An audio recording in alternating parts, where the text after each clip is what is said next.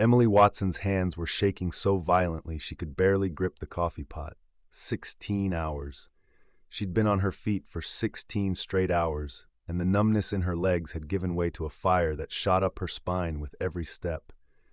The violin case tucked behind the hostess station seemed to mock her as a relic of dreams she couldn't afford to remember, yet couldn't bring herself to sell. "More coffee, sweetheart." The voice cut through her exhaustion like broken glass. She turned to face table 12, where Alexander Kaplan lounged in his custom-tailored suit, a tech mogul whose net worth could probably buy the entire restaurant chain. His companions, a parade of social media influencers and trust fund babies, giggled at something on their phones, oblivious to the woman refilling their cups for the fourth time that hour. "Of course," Emily whispered, her voice hoarse from exhaustion. She lifted the pot with trembling hands, praying she wouldn't spill. The rent notice in her apron pocket crinkled with each movement, a paper knife twisting in her gut. 3 days. She had 3 days before eviction. "Hello, beautiful souls watching from around the world. I hope you're having an amazing day, whether you're curled up at home, sneaking a break at work, or maybe fighting your own battles like our Emily here.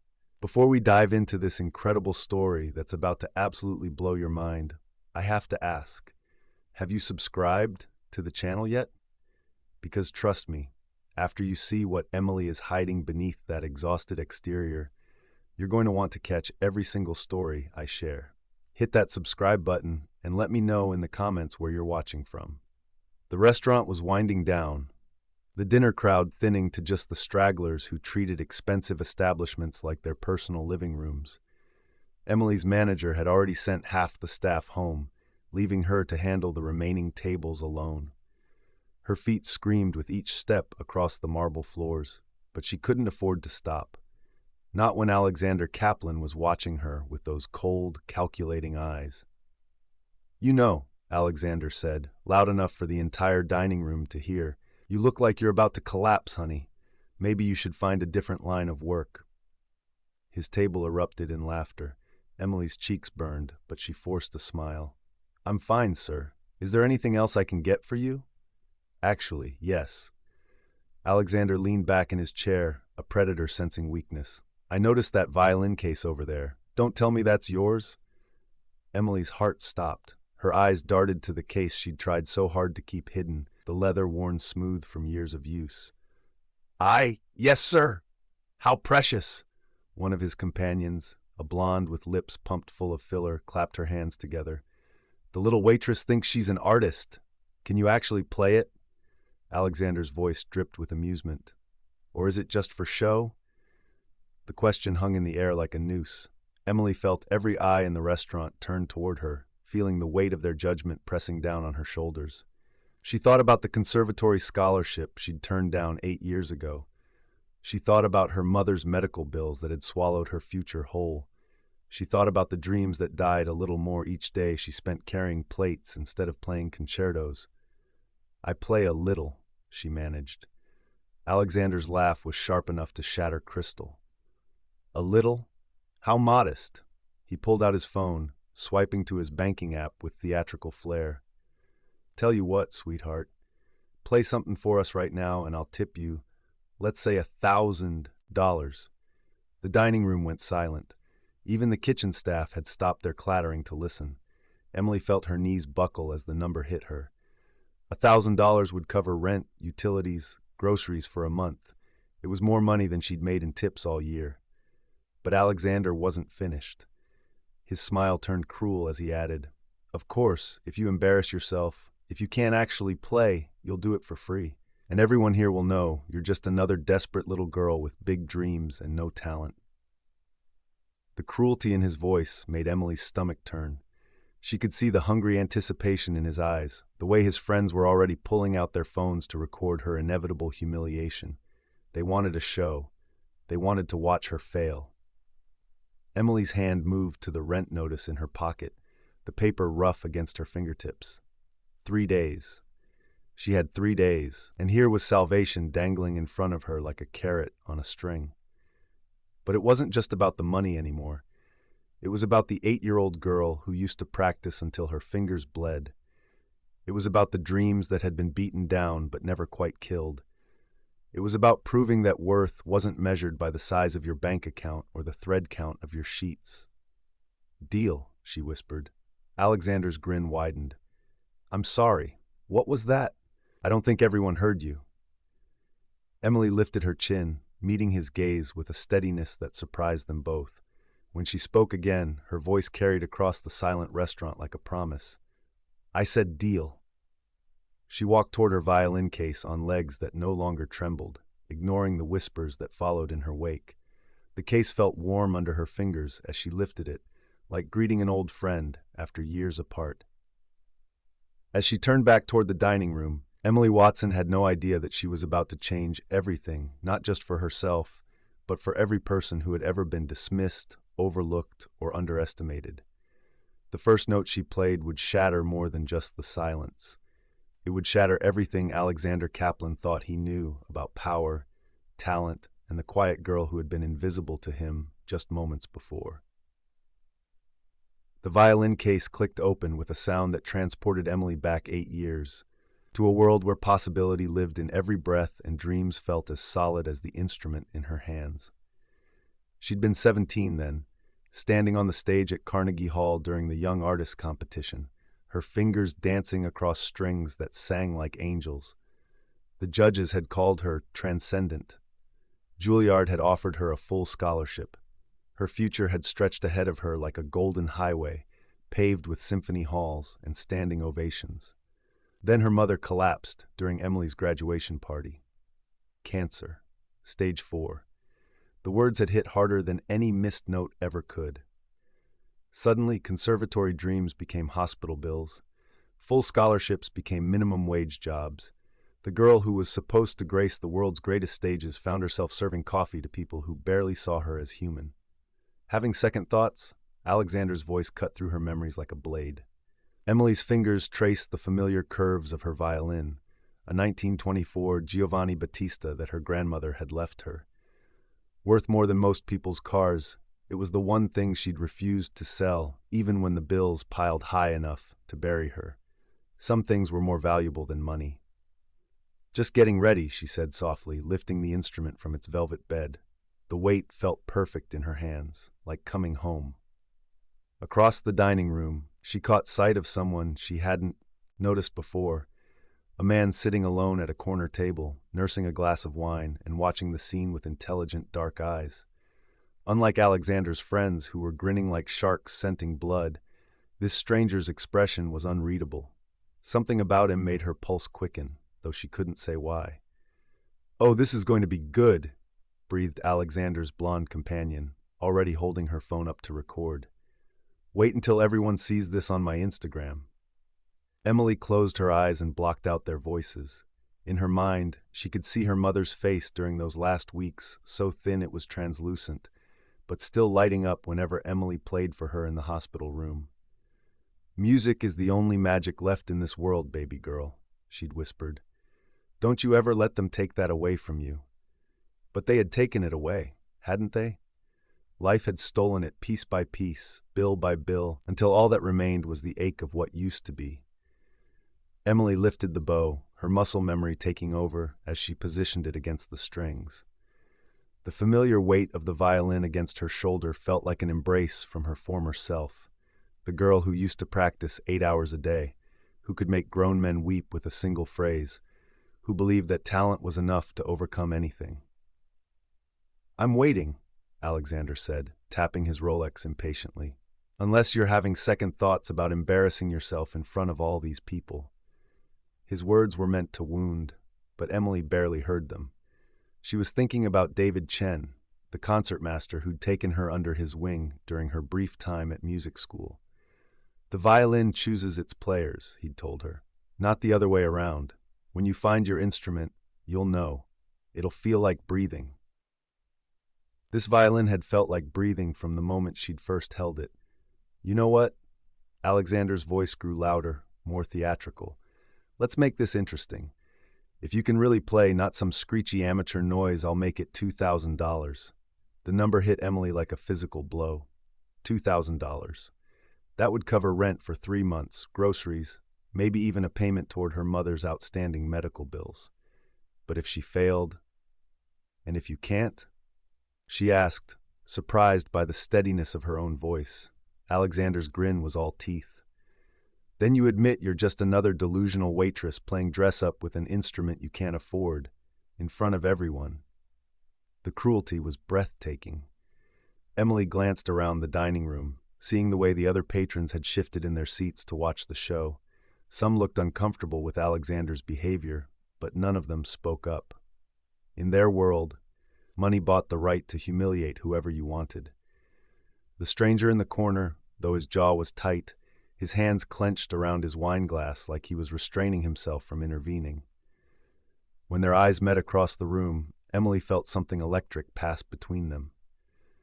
He gave her the slightest nod, as if to say, "Show them who you are." Emily's fingers found their position on the neck of the violin. The strings felt cool and familiar beneath her fingertips, like greeting an old lover after years apart. She thought about all the nights she'd cried herself to sleep, her violin silent in its case because the neighbors complained about the noise. She thought about the rejection letters from orchestras, the auditions she'd been too exhausted from double shifts to attend. She thought about the dreams that had been crushed so thoroughly she'd almost forgotten they'd ever existed. Almost. But as she raised the bow, Emily Watson remembered something her grandmother had told her the day she'd given her the violin. This instrument has been played by 3 generations of strong women, child. It survived wars, heartbreak, and poverty. It knows how to sing through pain. Time to find out if she still remembered the words. "Ladies and gentlemen," Alexander announced with the flair of a carnival barker, "prepare yourselves for a performance you'll never forget for all the wrong reasons." His laughter echoed through the restaurant like the cackle of a hyena. But Emily was beyond caring about his mockery now. She closed her eyes, pressed the violin closer to her heart, and let 8 years of buried dreams rise to the surface. When she opened her eyes again, they weren't filled with fear. They were filled with fire. The bow touched the strings, and Emily Watson disappeared. In her place stood the girl who had once made Carnegie Hall hold its breath, the prodigy who had been told she could conquer the world, the artist who had never truly died, only been sleeping. What happened next would silence every cruel laugh in the room. But first, Alexander Kaplan needed to learn that some people's worth can't be measured in dollars, and that the most dangerous opponent is the one who has nothing left to lose and everything to prove. The first note erupted from Emily's violin like lightning splitting the sky. It was Paganini's Caprice No. 24, one of the most technically impossible pieces ever written for violin, a composition that had destroyed the careers of countless virtuosos who dared attempt it. The notes soared through the restaurant's vaulted ceiling, pure and piercing, carrying with it the weight of 8 years of silence. Alexander's smirk died on his lips. The blonde with her phone nearly dropped it, her mouth falling open as the sound washed over her. Around the dining room, conversation stopped mid-sentence. Waiters froze with plates half raised. Even the kitchen fell silent, as if the entire world had paused to listen. Emily's fingers flew across the strings in patterns that defied physics, her bow dancing with the precision of a surgeon and the passion of a lover. The music poured out of her like water through a broken dam. 8 years of pain, sacrifice, and dreams deferred, all channeling through her fingertips into something transcendent. But it wasn't just technical mastery that held the room spellbound. It was the story the music told. Each phrase spoke of a young girl's dreams. Each crescendo carried the weight of hospital visits and medical bills. The haunting melody in the minor key whispered of lonely nights spent serving strangers instead of gracing concert stages. And through it all, a golden thread of hope that had somehow survived every crushing blow life had delivered. Alexander Kaplan, billionaire tech mogul who had humiliated senators and destroyed competitors without blinking, found himself with tears streaming down his face. He wasn't the only one. The mysterious stranger in the corner had risen from his seat, his wine forgotten as he stared at Emily with an expression of pure wonder. His dark eyes were bright with unshed tears, and when Emily's gaze met him during a particularly soaring passage, the connection between them was electric. two souls recognizing each other across a crowded room. "Holy shit," whispered one of the kitchen staff who had crept out to listen. "Is that really Emily?" The maitre d', Harrison Blake, a man who had worked in fine establishments for 30 years and thought he'd seen everything, stood frozen by the host's station, his weathered face wet with tears he didn't understand. He'd watched Emily struggle through double shifts for 2 years, had seen her exhaustion and quiet desperation, but he'd never imagined this. Emily's bow flew across the strings in the piece's notorious pizzicato section, her left hand moving so fast it was a blur. The Paganini was considered unplayable by all but the world's most elite violinists, a piece that separated true masters from mere mortals. And Emily Watson, a waitress, a nobody, an invisible girl, was playing it with a perfection that would have made the composer himself weep. But something was happening that went beyond just musical genius. The stranger in the corner pulled out his phone, not to record like Alexander's vapid friends, but to make a call. Emily caught fragments of his conversation over the music. "You need to hear this. Carnegie Hall, tomorrow if possible." Who was he? The music built to its impossible climax, Emily's entire body moving with the rhythm, her face transformed by an inner light that made her beautiful in a way that had nothing to do with conventional prettiness. This was the face of a woman touched by divine fire, channeling something larger than herself. Alexander's friends had stopped recording, their phones hanging, forgotten in their hands, as they watched their evening's entertainment transform into something approaching a religious experience. The blonde was openly sobbing, mascara streaming down her cheeks, while a man who had been laughing at Emily minutes earlier now looked like he wanted to fall to his knees. "My God," Alexander whispered, so quietly only his nearest companion could hear. "What have I done?" But Emily was lost in the music now. Her consciousness merged so completely with the violin that she barely registered the audience. She was 17 again, standing on stage at Carnegie Hall, feeling the future spread out before her like wings. She was her grandmother as a young woman, playing this same violin in a different century. She was her mother, humming lullabies in a hospital bed, telling her that music was magic. She was all of these women, and none of them was purely, completely herself. The final note hung in the air like a prayer, sustaining for what felt like eternity before finally fading into a silence so complete it seemed sacred. For a long moment, nobody moved, nobody breathed. Then the stranger in the corner began to clap. It started as a slow, deliberate sound, the kind of applause reserved for moments when ordinary appreciation felt inadequate. Others joined in, one by one, until the entire restaurant was on its feet in thunderous ovation. The kitchen staff emerged from behind swinging doors, tears on their faces as they applauded the colleague they'd never really seen. The maitre d' was clapping so hard his hands turned red, his professional composure completely abandoned. Even Alexander's friends were on their feet, their earlier cruelty forgotten in the face of something larger than their small, vapid lives. But Alexander himself remained seated, staring at Emily with an expression she'd never seen before, not just shock, but something approaching reverence. And perhaps, buried deep beneath his layers of arrogance and cruelty, the first stirring of shame. "That was," he started, then stopped, seemingly unable to find words adequate to the moment. Emily lowered her violin slowly, her body trembling not from fear now, but from the aftermath of channeling something divine. She looked around the room at the faces staring back at her, some tear-streaked, all transformed by what they'd just witnessed. The stranger was walking toward her now, his steps deliberate and sure. There was something familiar about his face, but Emily couldn't place it through the adrenaline haze flooding her system. "Miss Watson," he said, his voice carrying a slight accent she couldn't identify. "My name is Julian Rossi. I'm the artistic director of the New York Philharmonic." The words hit Emily like a physical blow. The New York Philharmonic is one of the world's most prestigious orchestras, and this man, this stranger who had been sitting alone in the corner, was... "I've been looking for someone like you for a very long time," Julian continued, his dark eyes intense with purpose. "We have an opening for principal second violin. If you're interested, I'd like to arrange an audition." The room seemed to tilt on its axis. Emily gripped her violin tighter, afraid she might faint. What? An audition, Julian repeated, pulling out a business card with hands that Emily noticed were trembling slightly. Tomorrow afternoon, if you're available. Around them, the applause was finally dying down, replaced by excited murmurs and whispered conversations. But Emily heard none of it. She was staring at the business card in Julian's outstretched hand like it was a lifeline thrown to a drowning woman. But she started. You're a virtuoso, Julian said firmly. And virtuosos don't wait tables, not if I have anything to say about it. Behind him, Alexander finally stood on unsteady legs, his face pale and drawn. Emily, I need to.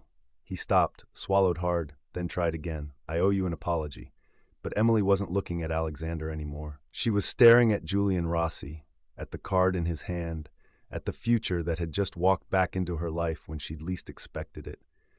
And in that moment, she realized that sometimes the universe doesn't abandon your dreams. Sometimes it just waits for the perfect moment to hand them back to you. The question was, would she have the courage to reach out and take them? If you're loving this incredible journey Emily's on, drop a comment below and tell me what you think is going to happen next. And don't forget to share this story with someone who needs to remember that their dreams are never truly dead. It's just waiting for the right moment to come alive again. Emily's hands shook as she reached for Julian's business card, the elegant cardstock feeling surreal between her trembling fingers. Around them, the restaurant buzzed with excited whispers, but all she could hear was the thundering of her own heartbeat. I don't understand, she whispered, her voice barely audible. Why are you here? Julian's smile was gentle, transforming his angular features. I make it my business to discover extraordinary talent wherever it might be hiding. Though I'll admit, I wasn't expecting to find the next great violinist serving coffee at Symphony's Edge. The next great violinist? Emily's laugh was sharp with disbelief. Mr. Rossi, I haven't performed professionally in 8 years. I work double shifts just to pay rent. I'm nobody. Nobody? Julian stepped closer, his dark eyes intense with purpose. Nobody doesn't play Paganini's 24th Caprice with the kind of emotional depth I just witnessed. Nobody doesn't make a room full of cynics weep with a single phrase. Behind them, Alexander cleared his throat awkwardly. Emily, about the money, about what I said. Keep it. The words came out harder than Emily intended, surprising herself with their vehemence. She turned to face the billionaire who had tried to humiliate her, seeing him clearly for the first time, not as an all-powerful tormentor, but as a small, insecure man who built himself up by tearing others down. I didn't play for your money. Alexander's face crumpled. Then why? Because you dared me to remember who I am. The words hung in the air like a challenge. Alexander nodded slowly, reaching into his jacket and pulling out his checkbook. Then let me make this right. The New York Philharmonic, they'll need time to process your audition, arrange contracts. You'll need something to live on while. I said keep it. Emily's voice was steel wrapped in silk. I don't want your guilt money. Emily, Julian interjected gently, may I? He gestured toward a quiet corner table, away from the lingering crowd. We should talk privately. As they walked across the restaurant, Emily felt every eye following them. The kitchen staff watched from the service window, their faces glowing with pride for the colleague who had just revealed herself to be extraordinary. Harrison, the maître d', gave her a small nod of respect that meant more than any standing ovation. But it was the blonde from Alexander's table who stopped her. Excuse me, the woman said, her earlier arrogance replaced by something that looked almost like humility. I just wanted to say, what you did was incredible. And I'm sorry for laughing, for all of it. Emily studied the woman's face and really looked at her for the first time. Beneath the obvious surgery and designer clothes, she was young, maybe 25, with eyes that held their own kind of pain. What's your name? Emily asked. Chelsea. Chelsea Manning. She hesitated, then added quietly, I used to play piano. Before I decided it was easier to be what people expected me to be. The confession hung between them like a bridge. Emily reached out and squeezed Chelsea's hand. It's never too late to remember who you are. Chelsea's eyes filled with tears. Is it really that simple? Simple? No. Emily's smile was sad but genuine. But possible? Always. Julian had been watching the exchange with growing fascination. As Emily joined him at the corner table, he shook his head in wonder. "You're not what I expected." "What did you expect?" "A virtuoso with the ego to match. Someone hungry for fame, desperate for validation." His eyes searched her face. "But you turned down a billionaire's money without blinking. You showed compassion to someone who mocked you. I'm what? Remarkable." The word seemed to surprise him as much as it did her. "In ways that have nothing to do with your violin." Heat crept up Emily's neck. There was something in Julian's gaze that made her feel exposed, seen in a way that had nothing to do with her performance. "You don't know me? Then let me." The words came out more intense than he'd clearly intended. Julian cleared his throat, his professional composure slipping back into place. "What I mean is, the audition is just a formality. After what I heard tonight, I'd offer you the position right now if I could. But the board of directors needs to approve all principal appointments. It's political." His jaw tightened. "There will be questions about your background, your recent performance history.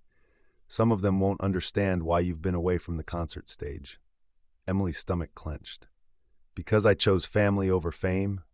Because I couldn't afford to chase dreams while my mother was dying? Because they're narrow-minded elitists who think talent has an expiration date?" Julian's voice carried an edge of frustration. "But I can handle them. The question is, can you handle stepping back into that world?" Emily looked around the restaurant at her violin case, at Harrison watching protectively from across the room, at Chelsea, who was still staring at her with something like hope. This place had been her prison for 2 years, but it had also been her sanctuary. These people were the kitchen staff who covered for her when she was exhausted, Harrison who never docked her pay when she was late with rent money, even some of the regular customers who had learned her name. They were her family now. "I don't know," she admitted. "The classical music world, it broke me once before." "How?" Emily's fingers traced the grain of the memories sharp as broken glass. "I was 17, top of my class at conservatory. Had a chance to audition for the London Symphony. My mother had just started chemo, but she insisted I go. Said it was my shot at everything we'd worked for." Julian waited, sensing there was more. "I choked." The words came out barely above a whisper. Completely fell apart, couldn't even finish the piece. The conductor was unkind about it. Said I was a provincial amateur with delusions of grandeur, that I should stick to wedding gigs and birthday parties. Julian's expression darkened. "Who was it? Does it matter? He was right. I wasn't ready. Maybe I never was. He was wrong." Julian's voice was fierce, protective, in a way that made Emily's heart skip. "What you played tonight, Emily, I've heard every major violinist of the last decade. You're better than most of them, better than some who are household names. 8 years ago, maybe. But now you have something you didn't have then." Julian leaned forward, his intensity magnetic. "Pain, loss, life experience. It's transformed your playing from technically perfect to emotionally transcendent." Emily felt tears prick her eyes. "You really believe that?" "I know it." His hand moved across the table, stopping just short of covering hers. "The question is, do you believe it?" Before Emily could answer, Alexander appeared at their table, his face haggard. "I'm sorry to interrupt, but I couldn't leave without—" "Emily, I owe you more than an apology. I owe you the truth." Emily looked up at him, surprised by the genuine anguish in his voice. "What truth?" "My daughter." Alexander's voice cracked. "She's 16, plays violin, dreams of Juilliard, of stages like Carnegie Hall. And tonight, watching you, I realized, God help me, I realized I've become the kind of man who would have crushed her dreams just for sport." The confession hit Emily like a physical blow. She saw Alexander clearly now, not just a cruel billionaire, but a father who had lost himself somewhere along the way to building his empire. "What's her name?" Emily asked softly. "Sarah Kaplan." Alexander pulled out his phone, showing Emily a picture of a young girl with serious eyes and Alexander's stubborn chin, holding a violin. "She refuses to speak to me anymore. Says I've forgotten what really matters." Emily studied the photo, seeing something of her younger self in the girl's determined expression. "She's right." Alexander flinched but didn't argue. "I know, I don't know how to find my way back to who I used to be. Before the money, before the power. I used to play piano, you know. Nothing like what you just did, but I loved it. I can't even remember the last time I touched a keyboard. It's never too late, Emily said, echoing her words to Chelsea. But it starts with remembering that your net worth isn't your self-worth. Alexander nodded, tears making tracks down his cheeks. Would you consider meeting Sarah? She could use a role model. Someone who understands that talent isn't enough, that character matters more. Emily felt Julian's gaze on her, studying her reaction. This was part of the choice she faced, not just whether to return to performing, but what kind of artist she wanted to be. The kind who lived only for the spotlight, or the kind who used her gifts to lift others up. I'd be honored, she said finally. Alexander's relief was palpable. Thank you. And Emily, that offer of money, it's not guilt, it's gratitude, for reminding me that there are still good people in the world. As Alexander walked away, Julian shook his head in amazement. In one evening, you've transformed a restaurant full of cynics into believers, turned an enemy into an ally, and reminded me why I fell in love with music in the first place. Emily's breath caught. Julian, the audition is tomorrow at 2, he said, standing and buttoning his jacket. Lincoln Center, Avery Fisher Hall. But Emily? Yes? Don't audition because you think you owe it to your younger self, or because you need to prove something to the world. His eyes held hers with an intensity that made her pulse race. Audition because you love music too much to let other people's cruelty steal it from you again. As Julian walked away, Emily sat alone at the table, his business card warm in her palm. Around her, the restaurant was finally returning to normal conversations, resuming, servers clearing tables, the kitchen winding down for the night. But nothing would ever be normal again. Tomorrow, she would walk back into the world that had once broken her. She would face the judges, the critics, the ghosts of past failures. She would risk everything she'd carefully rebuilt over the past 8 years. The question wasn't whether she was good enough. The question was whether she was brave enough to find out. And as Emily Watson looked around the restaurant that had been her refuge and her prison, she realized that tonight had already given her the answer. She was ready to fly again. But first, she had to survive the audition that would determine whether her wings were strong enough to carry her back to the stars. The Lincoln Center stood before Emily like a cathedral of dreams, its towering glass facade reflecting the afternoon sun in patterns that seemed to dance with possibility. She clutched her violin case tighter, her palms slick with sweat despite the crisp October air. 24 hours. That's all the time that had passed since her life had been turned upside down, but it felt like a lifetime. She'd barely slept, had called in sick to work for the first time in 2 years, and spent the morning practicing pieces she hadn't touched since conservatory muscle memory awakening like flowers after rain. You can do this, she whispered to herself, climbing the iconic steps. You can do this. Inside Avery Fisher Hall, the familiar scent of rosin and old wood wrapped around her like an embrace. The backstage area buzzed with activity, other musicians warming up, stage hands adjusting lighting, the controlled chaos that preceded any great performance. Julian appeared at her side as if summoned by her thoughts, looking devastatingly handsome in a charcoal suit that emphasized his dark eyes. Emily, you came. Did you think I wouldn't? I hoped you would, but after last night, I wasn't sure if you'd trust yourself to take the risk. Before Emily could respond, a sharp voice cut through the air like a blade. Rossi, what's this I hear about an emergency audition for someone with no recent performance history?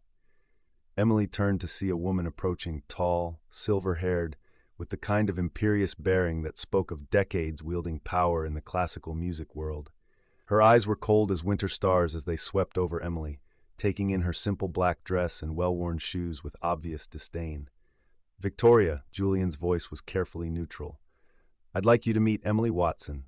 Emily, this is Victoria Sterling, our board chairwoman. Victoria Sterling, Emily's blood turned to ice. She knew that name every classical musician did.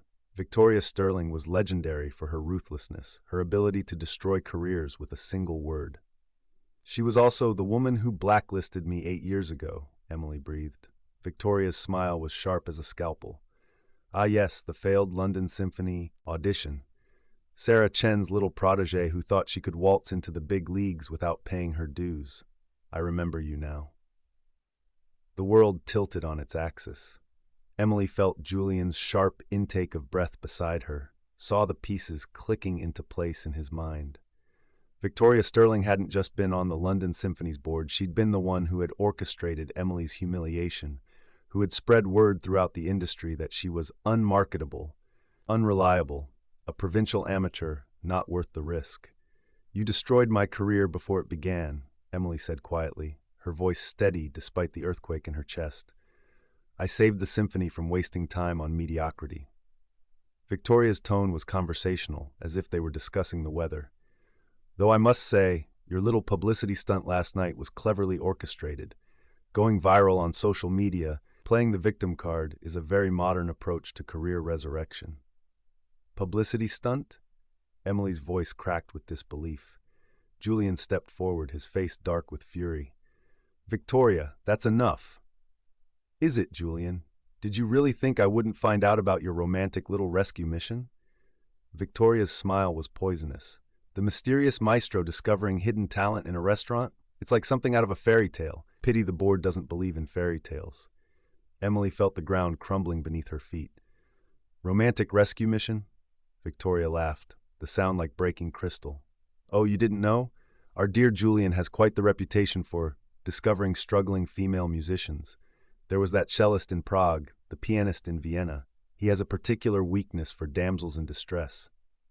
That's not. Julian started, but Victoria steamrolled over him. The board has already voted. We're not interested in hiring someone whose only qualification is catching our artistic director's wandering eye. The words hit Emily like physical blows.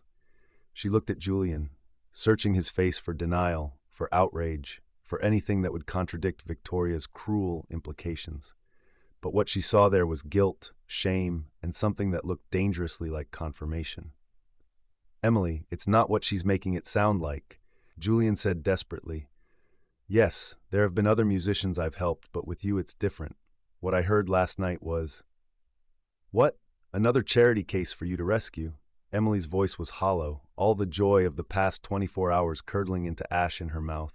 Another broken bird for the great Julian Rossi to fix.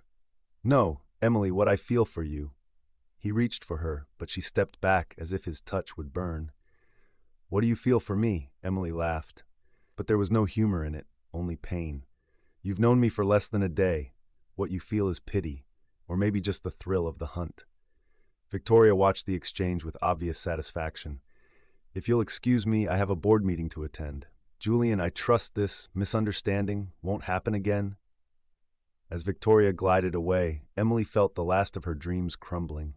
She'd been such a fool. Of course, someone like Julian Rossi wouldn't be genuinely interested in a waitress from nowhere. Of course, there was an ulterior motive. There always was. Emily, please. Julian's voice was raw with desperation. Let me explain. Yes, I've helped other musicians in the past, but what happened last night was what I felt when I heard you play that was real. You have to believe me. I don't have to believe anything. Emily's words came out steady, controlled, even as her heart shattered into a million pieces. I should have known better. People like you don't fall for people like me. You collect us. That's not true. Julian grabbed her arm, his touch gentle but insistent. Emily, I've spent years searching for someone who could make me feel what music used to feel like before it became just business. Last night, when you played, you brought the magic back, not just to the room, but to me. For a moment, Emily wavered. There was something in his eyes, something that looked like truth. But then Victoria's words echoed in her mind. Damsels in distress, wandering eyes, charity case. I won't be your latest project, she whispered. I won't be the broken thing you fix to make yourself feel noble. She turned to walk away, but Julian's next words stopped her cold. I lied to you last night. Emily's heart hammered against her ribs. About what? Julian's face was pale, stricken. About why I was at the restaurant. I wasn't there by accident. Alexander Kaplan, he called me. Told me there was a waitress who claimed to play violin. Thought it would be amusing to have me witness her humiliation. The revelation hit Emily like a freight train. You were part of it? Part of his plan to humiliate me? Yes, but Emily, the moment I heard you play, everything changed. I forgot why I'd come, forgot about Alexander's stupid bet. All I could think about was, what? How could you spin this into another one of your rescue stories? Emily's voice was rising, drawing stares from passing musicians. You let me think it was fate. You let me believe that maybe, just maybe, the universe was finally on my side. It is on your side, Emily, please. But Emily was already walking away, her violin case clutched against her chest like armor. Behind her, she could hear Julian calling her name, but she didn't turn around. She couldn't. If she looked at him now, she might do something stupid like forgive him. Instead, she pushed through the heavy doors of Lincoln Center and back onto the street, where the afternoon sun felt harsh against her tear-stained cheeks. The city rushed around her, taxis honking, pedestrians hurrying past, life continuing as if her world hadn't just exploded. She'd been right to build walls around her heart. She'd been right to keep her dreams small and safe. Every time she'd reached for something bigger, something beautiful, it had been ripped away from her. But as Emily stood on the steps of Lincoln Center, clutching the violin that had been her grandmother's, her mother's, and now hers, she realized something that changed everything.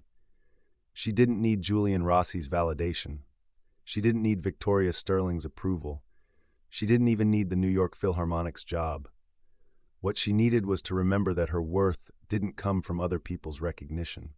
It came from the music itself, the pure, honest connection between her soul and the strings beneath her fingers. For 8 years, she'd let other people define her. First, the cruel conductor who'd called her mediocrity. Then Victoria Sterling, who'd destroyed her reputation. Then herself, accepting the role of victim, of has-been, of nobody.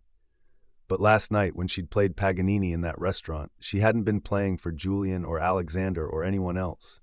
She'd been playing for herself, for her mother, for the 8-year-old girl who'd fallen in love with an old violin in her grandmother's attic. And that music, that pure, honest, transcendent music, had been real.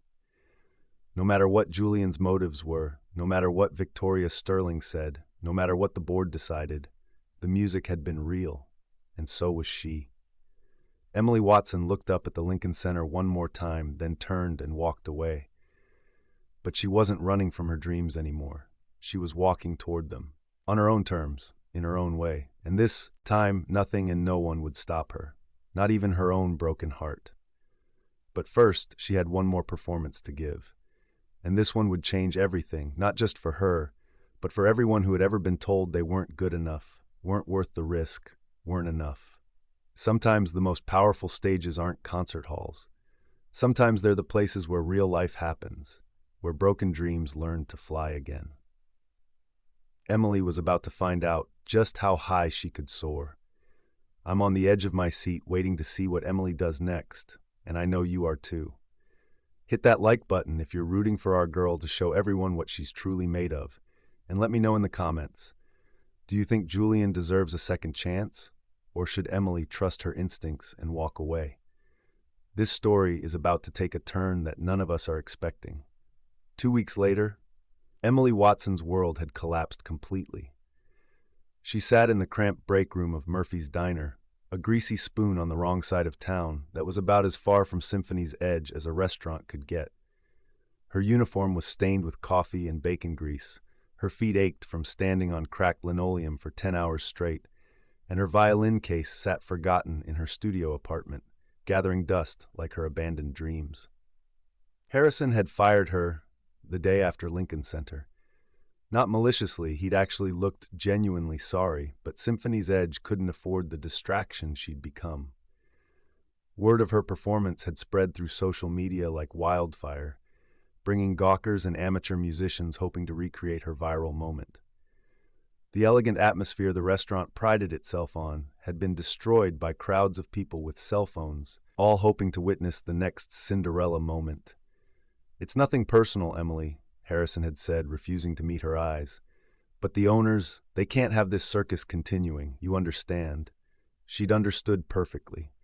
She'd been radioactive, too famous to ignore, too controversial to keep. The classical music world had closed ranks against her, just as Victoria Sterling had promised it would. The cramped apartment she'd moved to after her eviction notice came through was a far cry from her old place. No windows, walls so thin she could hear her neighbors' every argument, and a constant drip from the bathroom ceiling that had started to drive her slowly insane. The security deposit had eaten through her savings, leaving her with barely enough for ramen noodles and instant coffee. But the worst part wasn't the poverty or the exhaustion, or even the roaches that scuttled across her kitchen counter at night. The worst part was the silence. For 2 weeks, her violin had remained locked in its case. Every time she looked at it, she heard Victoria Sterling's cutting voice. Provincial amateur, publicity stunt, damsels in distress. Every time she considered playing, she saw Julian's guilty face, remembered the way he'd reached for her with hands that suddenly felt like chains instead of salvation. "Order up!" The cook's gruff voice cut through her misery. Emily dragged herself to her feet, grabbed the plates of congealed eggs and burnt toast, and trudged back to her tables. The dinner rush at Murphy's was nothing like Symphony's Edge. Here the customers were truck drivers, night shift workers, and people who counted their quarters before ordering coffee. They were kind enough, mostly, but they looked through her the same way the wealthy patrons at Symphony's Edge had, as if she were part of the furniture rather than a human being with dreams and feelings. "Miss! Miss!" Emily turned to see a young girl, maybe 12 years old, waving at her from a corner booth. She was sitting across from a middle-aged woman who looked exhausted in the way that spoke of long hours and hard choices. "Could I get some more ketchup?" the girl asked politely. "And maybe, are you the lady from the video?" Emily's heart sank. The video, of course. Alexander's friends had posted their phone recordings online, and within days, Waitress, Violin, Prodigy stuns Billionaire had gone viral. Millions of views, thousands of comments, and endless think pieces about hidden talent and the dignity of service workers. None of it had translated into actual opportunities. Just recognize the empty, fleeting kind that made you famous without making you successful. "I don't know what video you mean," Emily lied, setting down the ketchup bottle with hands that trembled slightly. "It is you." The girl's eyes lit up with excitement. "Mom, look, it's the violin lady." The woman looked up from her coffee with tired eyes that suddenly sharpened with interest. "Sarah, don't bother the waitress. She's working." Sarah. The name triggered a memory, but Emily couldn't place it until the girl spoke again. "I play violin too. I saw your video and I've been practicing so hard. My teacher says I might be good enough for youth symphony next year, but my dad says music isn't practical and I should focus on math instead because Sarah Kaplan." The words escaped Emily's lips before she could stop them. Alexander's daughter.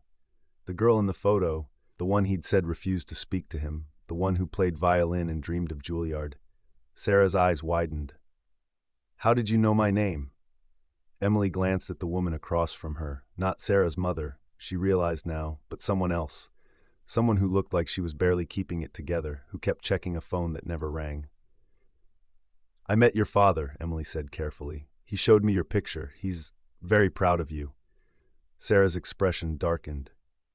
"He has a funny way of showing it. He missed my recital last week because of some stupid board meeting. And now he's threatening to sell my violin because I'm not applying myself to practical subjects." Emily felt something crack open in her chest. She looked at this girl, bright, talented, passionate, and saw herself at that age.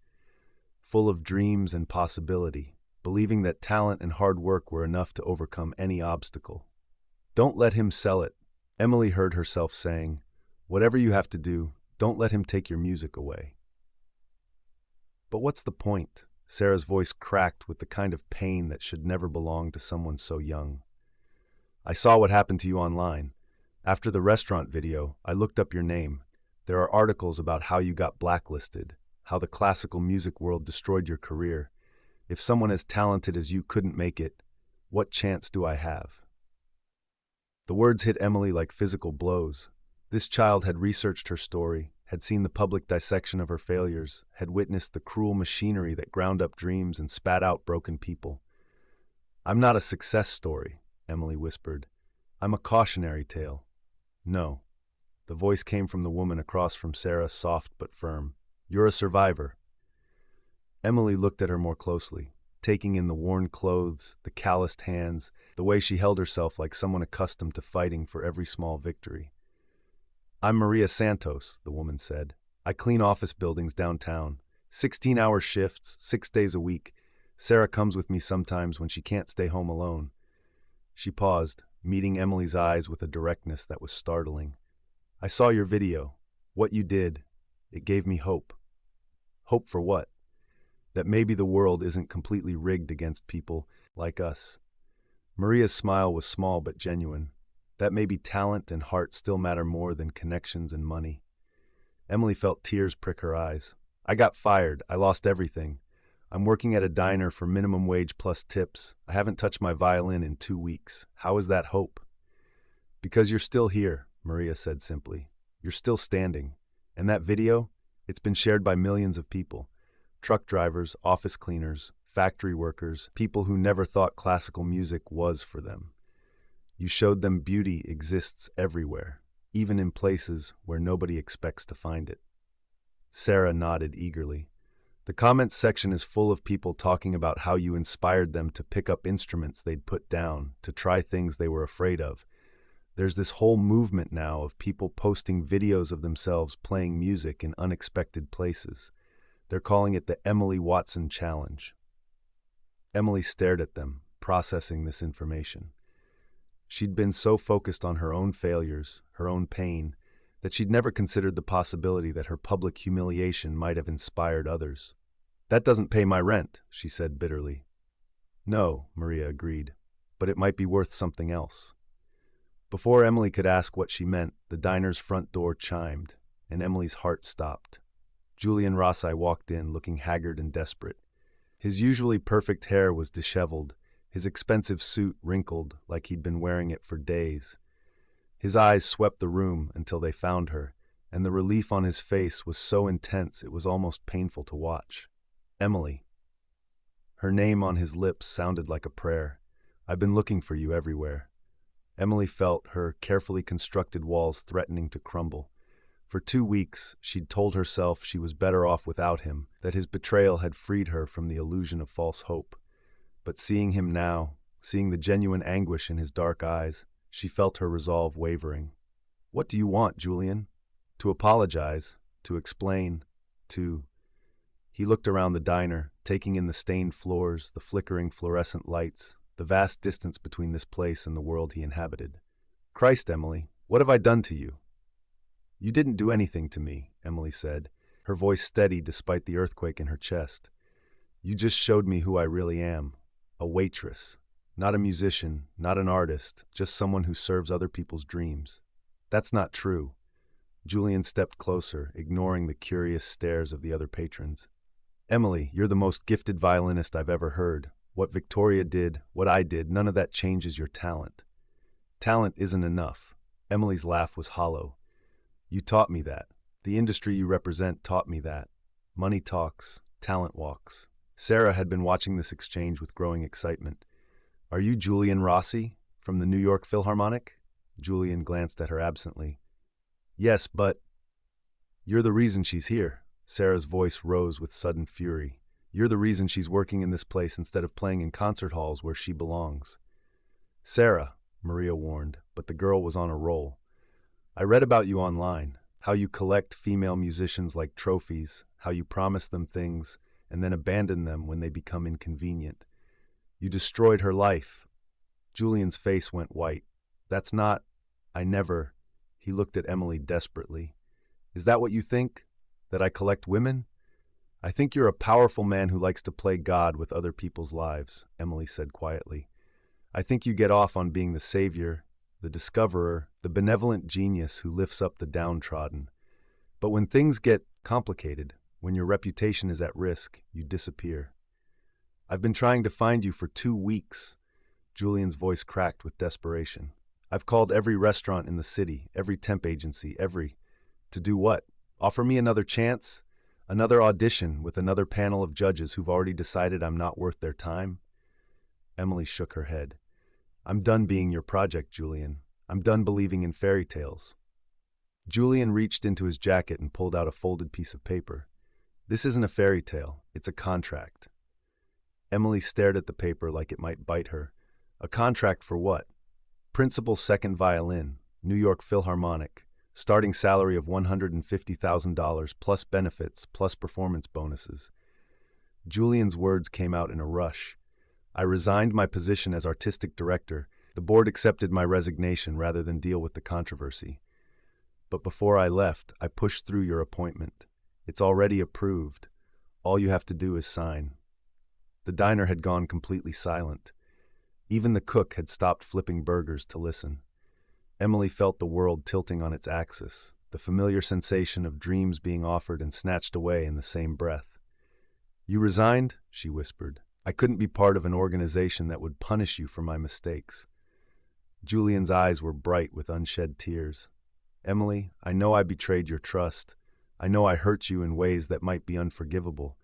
But I couldn't let Victoria Sterling and her cronies destroy your future because of my past." Emily looked at the contract in his outstretched hand, then at Sarah's hopeful face, then at Maria, who was watching with the intense focus of someone who understood what moments like this meant. "Why?" Emily asked quietly. "Because I love you." The words hung in the air like smoke from a gun. Julian's face was naked with vulnerability, stripped of all pretense and professional polish.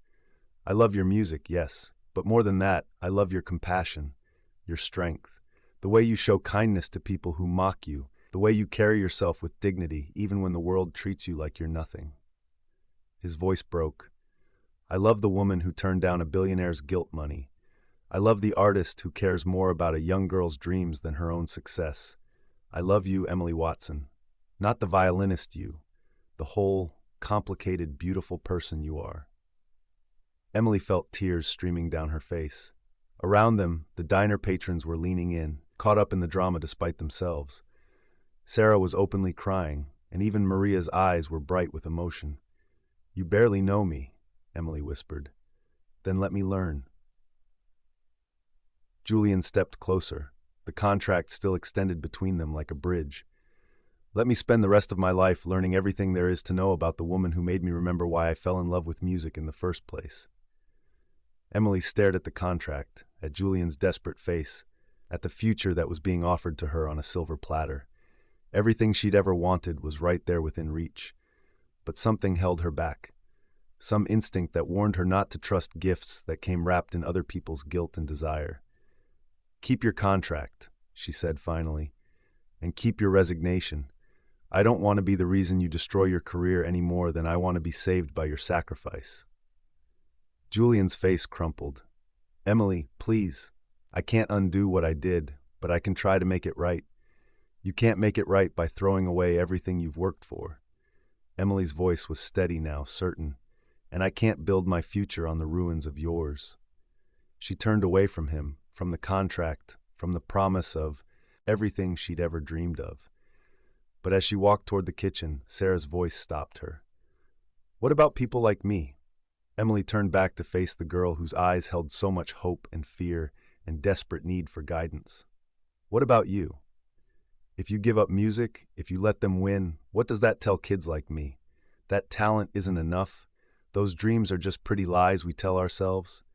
Sarah's voice was shaking with emotion. "I need to know that someone like you, someone who's been where I am, can make it. Because if you can't, then maybe my dad is right. Maybe I should give up too." The words hit Emily like a lightning bolt. She looked at this girl so young, so talented, so full of the same burning passion that had once driven Emily to practice until her fingers bled and finally understood. This wasn't about Julian or Victoria or even her own broken dreams. This was about the next generation. About making sure that girls like Sarah didn't have to choose between pursuing their passion and surviving in a world that valued profit over art, connections over talent, conformity over creativity. Emily looked around the diner at Maria, with her calloused cleaning lady hands, at the truck drivers and night shift workers who had grown quiet to listen, at Julian with his tear-streaked face and crumpled contract. She thought about the millions of people who had watched her video, who had been inspired to pick up forgotten instruments, who had dared to dream again because they'd seen nobody become somebody, if only for one shining moment. And she realized that maybe there was a third option. one that didn't involve accepting Julian's charity or surrendering to Victoria's cruelty, one that was entirely, completely, courageously her own. "You're right," she said to Sarah. "Dreams aren't lies, but they're also not fairy tales. They work, they're at risk, they're choosing to believe in themselves even when nobody else does." Emily walked back to her table, picked up her order pad, and tore off a clean sheet of paper. She wrote quickly, her handwriting bold and sure. Then she handed the paper to Julian. "What is this?" he asked. Emily smiled, the first real smile she'd felt in 2 weeks. "It's my counteroffer." As Julian read what she'd written, his eyes widened with shock, then wonder, then something that might have been the beginning of hope. Because Emily Watson had just proposed something that would either save them all or destroy everything they'd ever worked for. And she was finally ready to find out which it would be. Drop a comment below if you think you know what Emily's counteroffer says. And make sure you're subscribed, because what happens next is going to change everything, not just for Emily and Julian, but for everyone who's ever been told their dreams are too big for their circumstances. This is where the real magic begins. Julian stared at the piece of paper in his hands, reading Emily's words over and over as if they might change with repetition. When he finally looked up, his expression was a mixture of awe and terror. "Emily," he breathed. "This is impossible." "Is it?" Emily's voice carried a strength that surprised even her. "Or is it just something nobody's been brave enough to try?" Sarah leaned across the table, practically vibrating with curiosity. "What does it say? What's her counteroffer?" Julian cleared his throat and read aloud, his voice gaining strength with each word. "Forget the New York Philharmonic. Let's create something new. A music program that brings classical performance to communities that have been ignored by the elite institutions. Street corners, diners, community centers, homeless shelters. Musicians who've been blacklisted, overlooked, or dismissed, give them a platform. We prove that talent exists everywhere, that art belongs to everyone, not just the wealthy. We start a revolution." The diner fell silent. Even the perpetual clatter from the kitchen seemed to pause as the weight of Emily's proposal settled over the room like snow. "You want to start your own orchestra?" Maria asked quietly. "Not just an orchestra." Emily's eyes were bright with a vision that was crystallizing even as she spoke. "A movement. Think about it. How many brilliant musicians are serving coffee or driving trucks or cleaning offices because they couldn't afford the right connections? How many kids like Sarah are being told to give up their dreams because the traditional paths are closed to them? But the funding," Julian protested weakly, "the logistics, the backlash from the established institutions. Are you scared, Mr. Rossi?" Sarah's voice carried a challenge that made several diner patrons chuckle. Julian looked at the 12-year-old girl who was staring at him with fierce intensity. "Terrified," he admitted. "This could destroy what's left of my reputation in the classical music world." "Good," Emily said firmly. "Maybe it's time for that world to be destroyed. Maybe it's time for something better to take its place." She stood up, pulling off her stained apron and setting it on the table. The movement felt symbolic somehow, like shedding an old skin that no longer fit.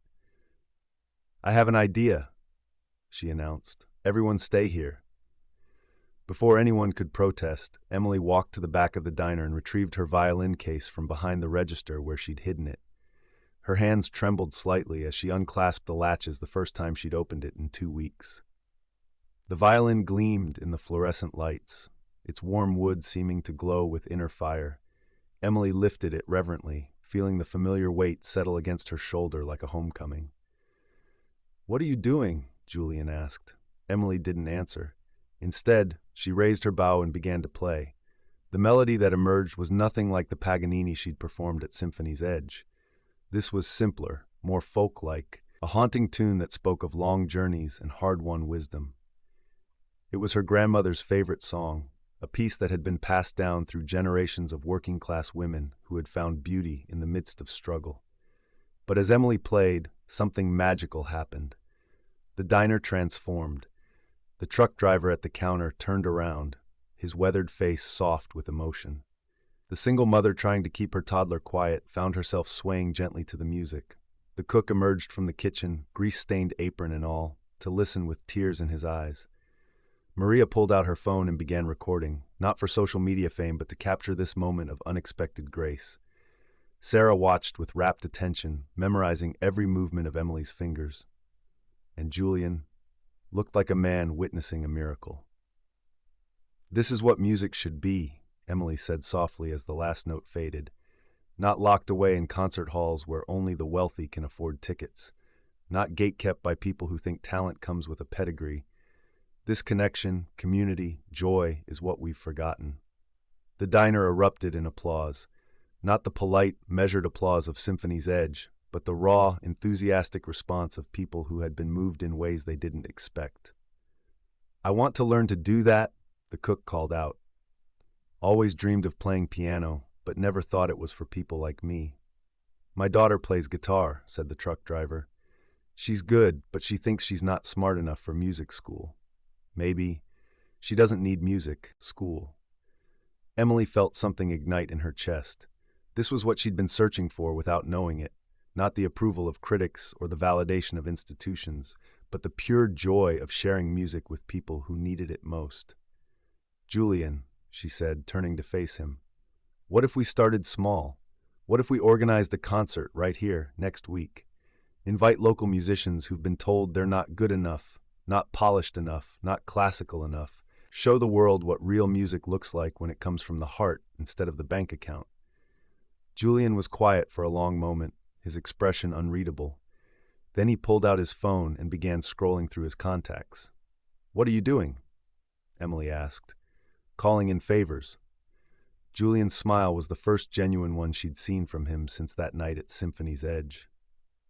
"I know at least a dozen excellent musicians who've been blacklisted by the major institutions. Cellists, violinists, pianists, even a few singers. They're working day jobs, playing in subway stations, teaching private lessons to make ends meet. And you think they'd be interested in, what, playing at Murphy's Diner? I think they'd be interested in playing somewhere they're valued." Julian's fingers were already typing rapidly. "Emily, what you're proposing, it's not just a concert series. It's a complete reimagining of what classical music can be." Sarah bounced in her seat with excitement. "Can I be part of it? I mean, I know I'm just a kid, but just a kid," Emily laughed. "Sarah, you're the future. Of course you can be part of it. We'll need youth programs, mentorship opportunities, scholarships for talented kids who can't afford traditional training." Maria looked up from her phone. "I've been posting about this on my social media. I don't have many followers, but the ones I do have are sharing like crazy. Working people, service industry folks, they're excited about this." Emily felt a familiar electricity in the air, the same sensation she'd experienced that night at Symphony's Edge when everything had changed. But this time, it felt different, more grounded, more real. "There's something else," she said, looking directly at Julian. "If we're going to do this, we do it as equals, not patron and charity case, not savior and rescued, partners." Julian nodded slowly. "Partners. Which means you get your job back at the Philharmonic. You don't sacrifice your career for me or for this project. We find a way to make both worlds work." "Emily, I resigned. There's no going back. Maybe not to your old position. But Victoria Sterling isn't the only person with power in that world. There are board members who weren't part of her little conspiracy, conductors who care more about music than politics." Emily's eyes were fierce with determination. "We make them an offer they can't refuse." "What kind of offer?" Emily's smile was sharp as a blade. "We show them what they're missing. We create something so beautiful, so successful, so undeniably valuable that they'll have no choice but to respect it. And then when we've proven ourselves, we propose a partnership. The New York Philharmonic sponsors our community programs. They get access to the incredible pool of talent we're going to discover and develop. Win-win." Julian stared at her for a long moment. "You want to infiltrate the classical music establishment from the outside. I want to transform it from within, make it better, make it worthy of the music it claims to serve." Around them, the diner buzzed with excited conversation. Phones were coming out, not to record for viral fame, but to call friends, family members, fellow musicians who needed to hear about this crazy, beautiful idea. But Emily only had eyes for Julian. She could see him wrestling with the implications of what she was proposing. The risk, the potential for failure, the certainty that powerful people would try to destroy them. "The Emily Watson Challenge," he said suddenly. "What?" "That's what Sarah called it earlier. The social media movement where people post videos of themselves playing music in unexpected places. It's already happening. People are already hungry for what you're describing." Julian's eyes were bright with possibility now. "We don't have to start from scratch. We just have to channel what's already begun." Emily felt her heart racing. This could work. It was insane and risky and probably impossible, but it could actually work. "So?" she asked. "Are you in?" Julian looked around the diner at Sarah's hopeful face, at Maria's encouragement, at the working-class patrons who had responded to Emily's music with such pure joy. Then he looked back at Emily, at the woman who had somehow managed to turn her own destruction into the seed of something revolutionary. "I'm in," he said quietly. "But Emily?" "Yes?" "When this inevitably gets us both blacklisted from every major institution in the country, when Victoria Sterling and her cronies try to destroy us completely, when we're living on ramen noodles and playing for tips on street corners." Emily raised an eyebrow. "Yes?" Julian's grin was boyish and wild and completely irresistible. "I can't think of anyone I'd rather fail spectacularly with." Emily laughed, the first real, joyous laugh she'd felt in weeks. "Who says we're going to fail?" She extended her hand to him across the table. "Partners?" Julian took her hand, his fingers warm and sure around hers. "Partners." The handshake lingered longer than it needed to, their eyes locked in a moment of connection that felt like a promise. Around them, the diner continued to buzz with excitement as word of their crazy plans spread from table to table.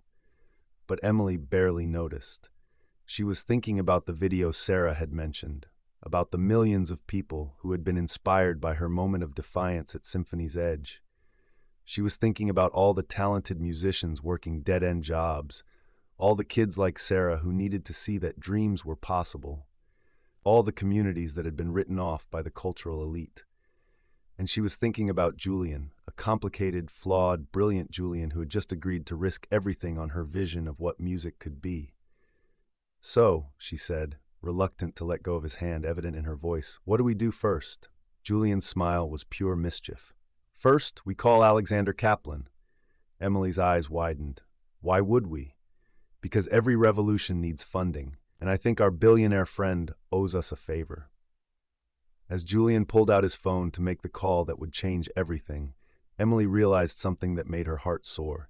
For the first time in 8 years, she wasn't just dreaming about her future. She was building it. And this time, nothing not Victoria Sterling, not institutional prejudice, not even her own fears would stop her from seeing it through. The revolution was about to begin, and it was going to be beautiful. What do you think Emily and Julian's first concert should be? A community center performance? A subway station takeover? Something even more unexpected? Let me know in the comments, and don't forget to hit that subscribe button because the climactic resolution is going to be absolutely incredible. 3 months later, Emily Watson stood backstage at Lincoln Center, but not in the way she'd ever imagined. Tonight, Avery Fisher Hall wasn't hosting the New York Philharmonic's traditional season opener. Instead, it was the venue for the first annual Music for Everyone festival, a revolutionary event that had somehow convinced the most prestigious concert hall in America to open its doors to street musicians, diner waitresses, and 12-year-old girls with big dreams. Emily peered through the curtain at the audience filling the Golden Hall. There was Maria, dressed in her finest outfit, sitting next to a truck driver who had taught himself harmonica during long hauls across the country. Chelsea Manning Alexander's former companion occupied a front-row seat next to her new girlfriend, a subway violinist she'd met through the movement. Harrison from Symphony's Edge sat with his teenage grandson, who played drums, both of them beaming with pride. And there, in the center of the orchestra section, was Victoria Sterling. She hadn't come to support them, Emily knew. She'd come to witness what she expected would be their spectacular public failure. But her presence only made tonight more significant, the ultimate test of everything they'd built. 5 minutes to curtain, Julian whispered, appearing at Emily's side. Over the past 3 months, they'd worked 18-hour days together, organizing, fundraising, and recruiting musicians from every corner of the city. They'd argued about programming, laughed until they cried over bureaucratic nightmares, and fallen asleep on each other's couches more times than Emily could count. Somewhere along the way, their partnership had deepened into something that felt inevitable and impossible at the same time. "Nervous?" he asked, his hand finding the small of her back in a gesture that had become natural between them. "Terrified," Emily admitted. "What if Victoria's right? What if we're just a bunch of amateurs playing dress-up in a real concert hall?" Julian turned her to face him, his dark eyes intense with conviction. "Then we'll be amateurs who changed the world." Before Emily could respond, a commotion erupted from the wings. Alexander Kaplan rushed toward them, his usually perfect appearance disheveled with excitement. "You have to see this," he panted, holding up his phone. "The live stream has over 2 million viewers and counting. People are watching from community centers, homeless shelters, music schools in rural towns. Emily, this is bigger than any traditional concert has ever been." Alexander had become an unlikely ally in their revolution. His initial investment had been motivated by guilt, but watching Sarah blossom under Emily's mentorship had transformed him into a true believer. He'd used his connections to secure corporate sponsorships, media coverage, and ultimately tonight's venue. "Dad!" Sarah appeared in her concert black, violin case in hand, practically glowing with excitement. "Mrs. Chen from my old school is here with half her orchestra program, and there's a reporter from the Times who wants to interview you after the show." Emily's heart swelled with pride. Sarah had become the poster child for their youth program, proving that talent nurtured with love and opportunity could flourish anywhere. Tonight, she would perform as the youngest member of their ensemble, not because of her father's money, but because she'd earned her place through dedication and skill. "Places, everyone." The stage manager's voice cut through the backstage chaos. "We're about to make history." Emily looked around at the assembled musicians, 37 performers ranging in age from 12 to 72, representing every borough of New York City and every walk of life imaginable. There was Marcus Chen, the subway violinist whose story had gone viral; Rosa Martinez, a former Juilliard student who'd been blacklisted for her political activism; Tommy O'Brien, the diner cook who'd taught himself piano; and dozens of others whose talents had been overlooked by the traditional classical music world. They weren't polished. They weren't uniform. They certainly weren't what Victoria Sterling would consider appropriate for Lincoln Center. They were perfect. "Before we go out there," Emily called out, her voice carrying over the pre-show chatter, "I want you all to remember something. 3 months ago, most of us didn't even know each other. We were invisible, scattered, convinced that our dreams were too big for our circumstances." The musicians gathered closer, their faces reflecting the same mix of nerves and determination Emily felt in her own chest. "Tonight, we're not just performing for the audience out there. We're performing for every kid who's been told classical music isn't for people like them. We're performing for every adult who gave up their dreams because the doors seemed permanently closed. We're performing for the pure joy of making music together." Julian stepped forward, his conductor's baton gleaming under the stage lights. "The program tonight isn't just entertainment, it's a statement. We're proving that excellence isn't about exclusivity, that beauty belongs to everyone. That talent can't be bought or sold, only nurtured and shared." Emily felt tears prick her eyes as she looked at this unlikely family they'd assembled. Whatever happens out there, we've already won. We've already changed lives. We've already proven that another way is possible. "Emily Watson Challenge," Sarah called out, using the phrase that had become their unofficial motto. "Emily Watson Challenge." The ensemble responded in unison, their voices carrying all the hope and determination of people who refused to be silenced. The curtain rose. The first piece was Emily's arrangement of Pachelbel's canon, simple enough for their newest members to manage, but elevated by the passion and precision of musicians who had never been given a proper platform. As the familiar melody filled the hall, Emily watched the audience's expressions transform from skepticism to wonder. Victoria Sterling's face remained impassive, but Emily noticed her fingers tapping against her program in time with the music. The second piece showcased Sarah's incredible growth, a solo performance of Bach's Partita in D minor that would have challenged conservatory graduates. The 12-year-old played with technical mastery and emotional maturity that left the audience breathless. When she finished, the standing ovation lasted nearly 5 minutes. Emily caught Alexander wiping tears from his eyes, his face glowing with the pride of a father who had finally learned what truly mattered. But it was the third piece that would change everything forever. Julian raised his baton, and Emily stepped forward with her violin. What followed was a world premiere of a composition she'd written during those long nights when she and Julian had dreamed about what their movement could become. It was called Invisible, and it told the story of everyone who had ever been overlooked, dismissed, or forgotten. The music began with a single, haunting note from Emily's violin, the same instrument her grandmother had played, her mother had loved, and she had nearly given up forever. Gradually, other instruments joined in, Marcus's violin weaving counterpoint to Emily's melody, Rosa's cello providing rich harmonic foundation, Tommy's piano adding delicate flourishes that spoke of late-night dreams and empty diners.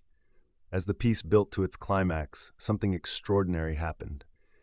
The boundary between performers and audience began to dissolve.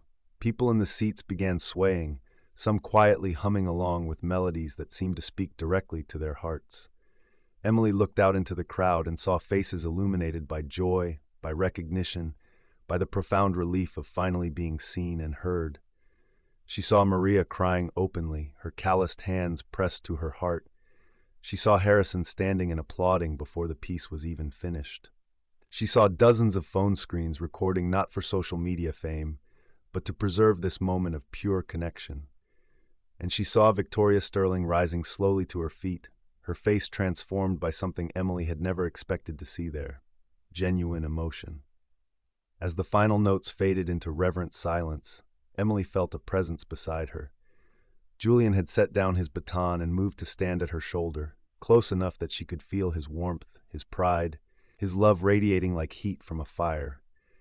The audience exploded into thunderous applause, not the polite, measured response of a traditional classical concert, but the raw, enthusiastic celebration of people who had witnessed something transformative. Ladies and gentlemen, Julian's voice carried over the applause as he took the microphone.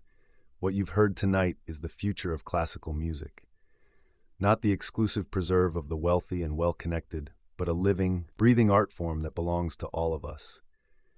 The applause grew even louder. Emily watched Victoria Sterling, who was clapping with what looked like genuine enthusiasm, her earlier coldness replaced by something that might have been respect. 3 months ago, Emily said, taking the microphone from Julian, I was a waitress who had given up on her dreams.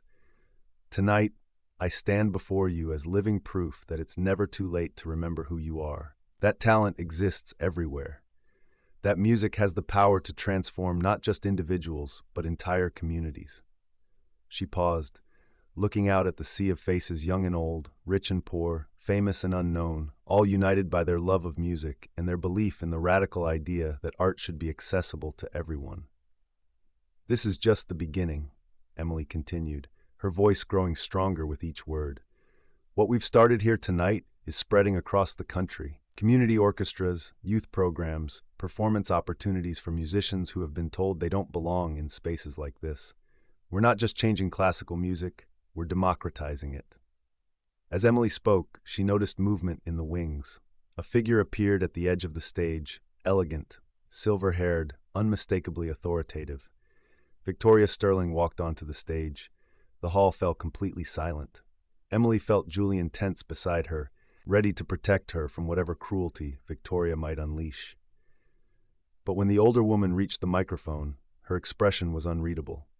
Miss Watson, Victoria said, her voice carrying clearly through the hall's perfect acoustics. May I say something? Emily nodded, her heart pounding so hard she was sure the audience could hear it. Victoria turned to face the crowd, her posture regal and commanding. Ladies and gentlemen, I owe someone an apology. 8 years ago, I made a terrible mistake. I allowed my prejudice and narrow-mindedness to destroy the career of a young musician who threatened my comfortable assumptions about who deserves opportunities in our industry. Emily felt the world tilting on its axis. This wasn't what she'd expected. This wasn't what anyone had expected. Tonight, Victoria continued, that musician has proven that I was not just wrong. I was catastrophically blind to what our art form could become if we had the courage to open our doors to everyone with passion and talent, regardless of their background or connections. She turned back to Emily, and for the first time in 8 years, her eyes held warmth instead of ice. The New York Philharmonic's Board of Directors met in an emergency session this afternoon. We have a proposition for you, Miss Watson. A partnership between our institution and your Music for Everyone Foundation. Funding for your community programs, performance opportunities for your musicians, and a new position for you, Director of Community Engagement, with full artistic autonomy to continue building what you've started. Emily's knees nearly buckled. Julian's arm slipped around her waist, steadying her as the implications of Victoria's offer sank in. You're offering me a job? Emily managed to whisper. I'm offering you a platform, Victoria corrected. The chance to transform our industry from within with the full support of the most prestigious orchestra in the country. The chance to make sure that what happened to you 8 years ago never happens to another talented musician again. The hall erupted in cheers. Emily looked out at the audience, at Sarah jumping up and down with excitement, at Alexander wiping away tears of joy, at Maria and the truck driver and all the beautiful, ordinary people who had become her chosen family and felt something she'd never experienced before, complete, overwhelming victory. But when she turned to look at Julian, she realized the most important victory wasn't professional. It was personal. Emily, he said quietly, his voice barely audible over the continuing celebration, there's something I need to tell you. What? Julian's smile was soft, vulnerable, completely unlike the polished confidence he'd worn when they first met. I love you. Not because you're an incredible musician, not because you've changed my world, not because you've reminded me what music can be when it comes from the heart. I love you because you're the bravest, most compassionate, most extraordinary woman I've ever known. And I want to spend the rest of my life building this beautiful, impossible dream with you. Emily felt tears streaming down her face. Around them, the celebration continued, music, laughter, the sound of barriers being broken and new possibilities being born. But all she could see was Julian's face. All she could hear was his voice. All she could feel was the overwhelming rightness of this moment. Is that a proposal? She asked, her voice shaking with emotion. It's a promise, Julian replied. A promise that whatever we build together, we build as equals, as partners, as people who believe that love, like music, is meant to be shared. Emily rose on her tiptoes and kissed him, right there on the Lincoln Center stage, in front of 2,000 people and 2 million more watching online. The kiss was sweet and salty with tears and perfect in every way. When they broke apart, the hall was cheering even louder than before. Victoria Sterling was actually smiling, and Sarah was practically vibrating with excitement in the front row. So, Julian said, his forehead resting against Emily's, what do you say? Ready to change the world? Emily looked out at the audience, at the family they'd built, at the future stretching ahead of them like a symphony waiting to be written. With you? She said, her heart full of music and love and infinite possibility. I can't wait to get started. As the curtain fell on the most extraordinary evening of Emily Watson's life, she realized that sometimes the most beautiful music isn't played in concert halls at all. Sometimes it's played in the quiet moments between two hearts that have found their perfect harmony. And sometimes, if you're very lucky, you get to share that music with the whole world. The revolution had begun, and it sounded like love. OMG, I'm literally crying happy tears right now. Did you expect Victoria Sterling's complete 180?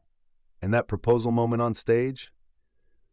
Drop a comment telling me your favorite part of this incredible climax, and make sure you're subscribed because the satisfying conclusion is going to tie up every loose end perfectly.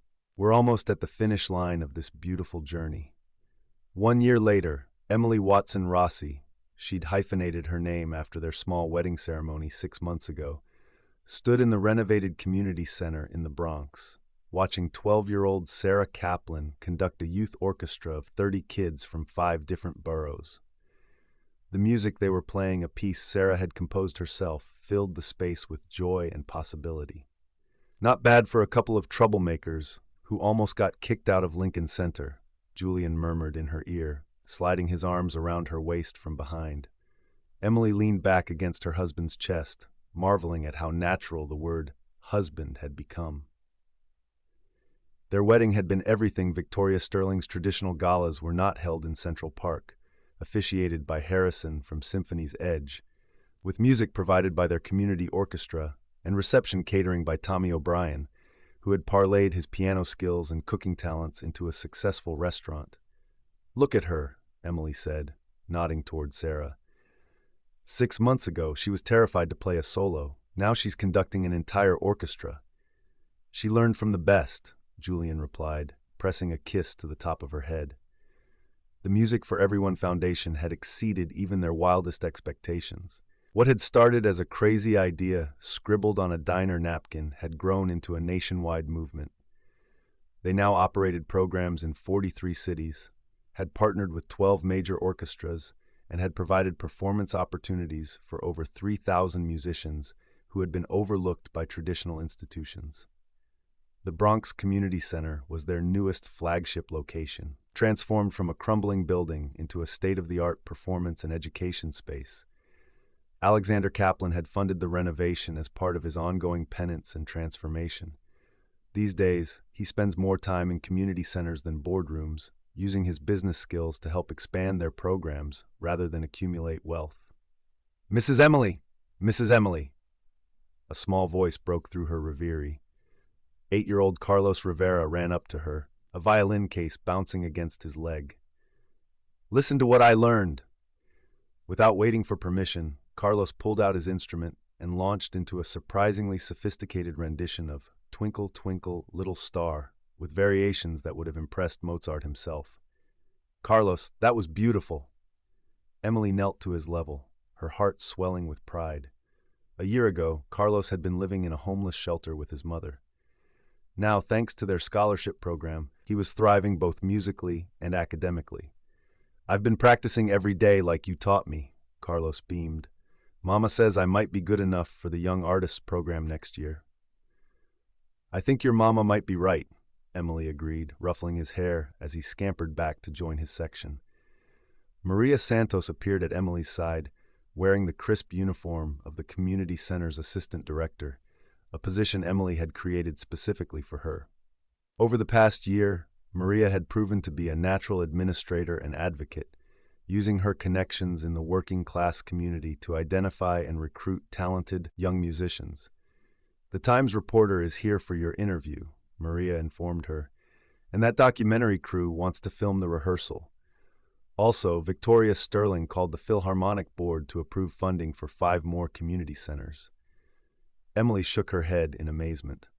Victoria's transformation had been one of the most unexpected developments of the entire journey. The woman who had once seemed like pure evil had become their most powerful ally, using her influence to break down barriers throughout the classical music establishment.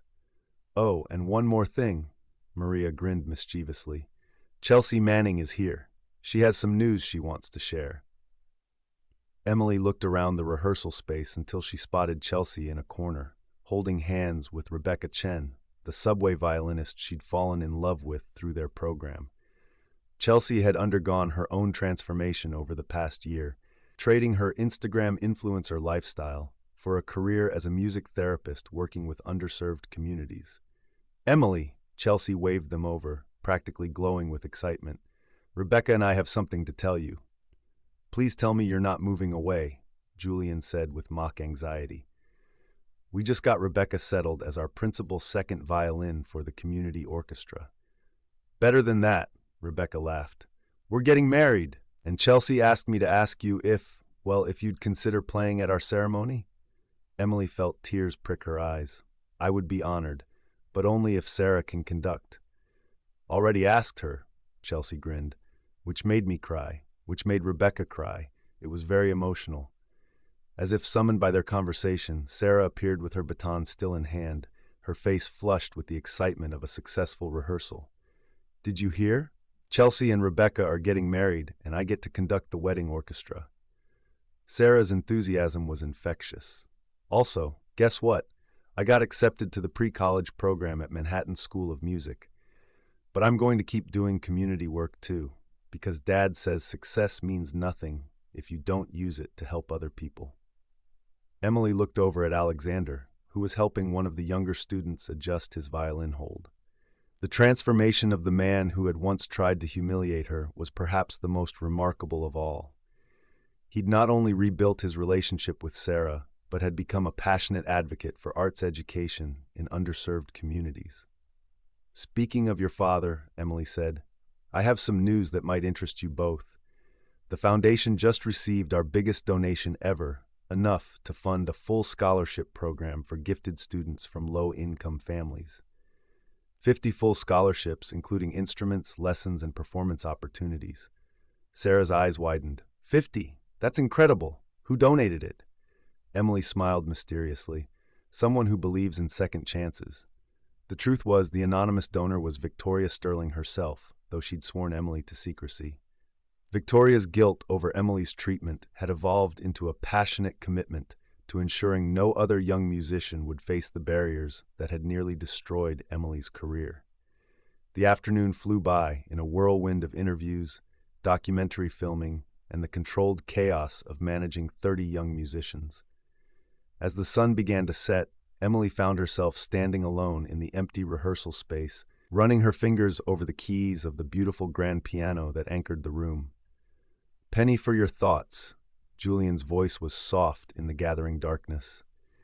Emily turned to find her husband leaning against the doorframe, his tie loosened and sleeves rolled up from a day of working with the kids. Just thinking about how far we've all come, she said. A year ago I was serving coffee to people who barely saw me as human. Now I'm running a national foundation, married to the love of my life, and watching kids like Carlos discover that they have voices worth hearing. Julian crossed to where she stood, pulling her into his arms. Any regrets? Emily considered the question seriously. The past year hasn't been easy. Building an organization from scratch while navigating the politics of the classical music world had tested them both. There had been long nights, heated arguments about direction and priorities, moments when Emily wondered if they'd bitten off more than they could chew. But then she thought about Carlos's radiant smile, Sarah's growing confidence, the way Maria had blossomed in her leadership role.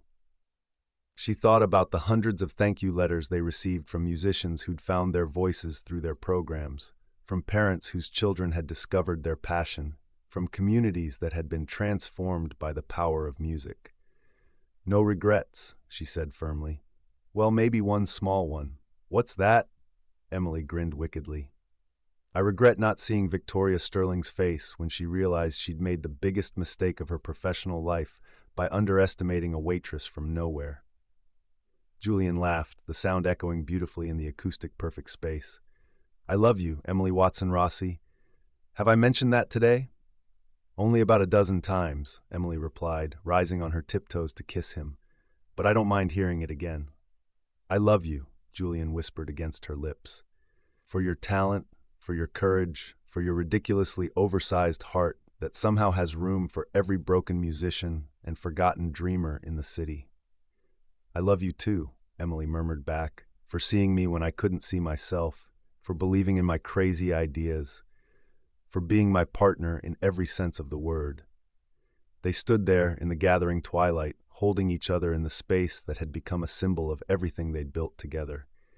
Around them, the ghosts of the day's music seemed to linger, the laughter of children discovering their voices, the pride of parents watching their kids perform, the joy of a community coming together through the universal language of art. Emily's phone buzzed with a text message. She glanced at it and burst out laughing. What is it? Julian asked. It's from Harrison at Symphony's Edge. He wants to know if we'd be interested in catering their staff Christmas party. Apparently, Tommy's restaurant has a 6-month waiting list now.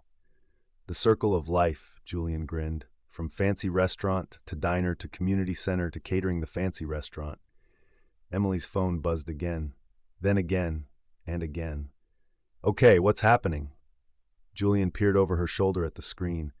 The messages were from musicians across the country, photos and videos from their affiliated programs, a children's orchestra in Detroit performing at their local library, a group of seniors in Miami who'd started a classical music club at their retirement community. College students in Portland organized pop-up concerts in coffee shops and bookstores. The documentary crew asked people to share what music for everyone means to them, Emily explained, scrolling through the flood of responses. Look at this. She showed Julian a video from a young woman in Seattle. I was working 3 jobs and sleeping in my car, but I never stopped practicing violin in the parking lots during my breaks. When I saw Emily's story, I realized I wasn't alone. Now I'm principal violinist for the Seattle Community Orchestra, and I just got accepted to graduate school with a full scholarship. Another message, this one from a father in rural Tennessee. My son has autism and was bullied at school for being different. When he saw your program on TV, he asked if he could learn violin. Now he plays in our church and has found his confidence. Thank you for showing him that differences can be beautiful. The messages kept coming. Story after story of lives transformed, dreams reborn, communities brought together through the simple revolutionary idea that music belongs to everyone. Do you realize what we've done? Emily whispered, overwhelmed by the scope of their impact. We? Julian shook his head. Emily, this was your vision, your courage, your refusal to accept that the world had to stay the way it was. Our vision, Emily corrected firmly. Our courage, our refusal. We did this together, Julian, every step of the way. Julian's eyes were bright with emotion. Together, he agreed. Emily looked around the community center one more time, at the instruments carefully stored for tomorrow's lessons, at the walls covered with photos of smiling young musicians, at the piano bench where Carlos had left his music book open to the piece he was learning for next week's recital. This was what victory looked like. Not a moment of individual triumph, but a lifetime of collective transformation. Not applause that faded, but echoes that would reverberate through generations. Ready to go home? Julian asked, offering his arm. Emily took it gratefully, feeling the solid warmth of his presence beside her. Home was the small apartment they'd bought in the neighborhood, close enough to walk to the community center, but far enough from the chaos to find peace together. It was the place where they planned programs over morning coffee, where they slow danced in the kitchen after particularly successful concerts, where they dreamed about the future they were building one note at a time. As they walked out into the New York evening, Emily heard music everywhere, car horns creating accidental harmonies, footsteps keeping rhythm on the sidewalk, the distant sound of someone practicing saxophone in an apartment window high above.